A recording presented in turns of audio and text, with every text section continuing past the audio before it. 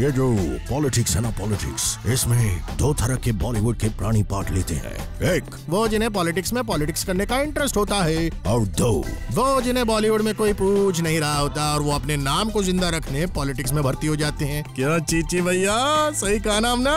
हम नहीं कहते कि आप दूसरे टाइप के लोगों में से हैं, लेकिन पहले टाइप पर भी जनता को डाउट है, पर हम कुछ नहीं बोलेंगे भाई, हमारी भी एक हद है। मगर गोविंदा की कोई हद नहीं है, यह हद की बाउंड्री लाइन के बाहर ही पाए जाते हैं।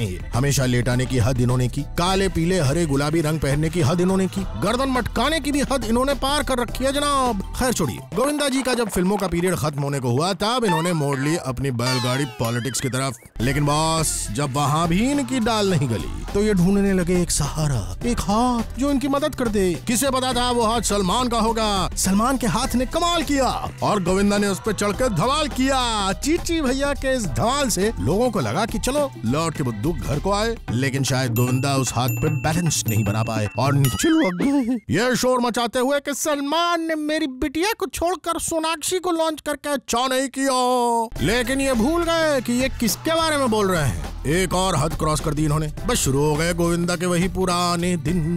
दे दिया इन्होंने अपनी बुद्धूगिरी का एक और सबूत। अब जो बैलगाड़ी इनकी सलमान का हाथ लगने से रेसिंग कार में बदली थी, वो वापस कन्वर्ट हो गई बैलगाड़ी में, and this time with no बैल। लेकिन गोविंदा जी की बत्ती जल्दी जल गई और उन्हें समझ आ गया कि घर का भेदी होकर लंका नहीं ढाई जाती। इसलिए उन्होंने सलमान और अपने बीच के फासलों को मिटा दिया, वी मीन टेंशन को मिटा दिया, और ये बुद्धू भी लौट गया अपने पुराने घर, मतलब मित्र के पास। सो गोविंदा at number 8.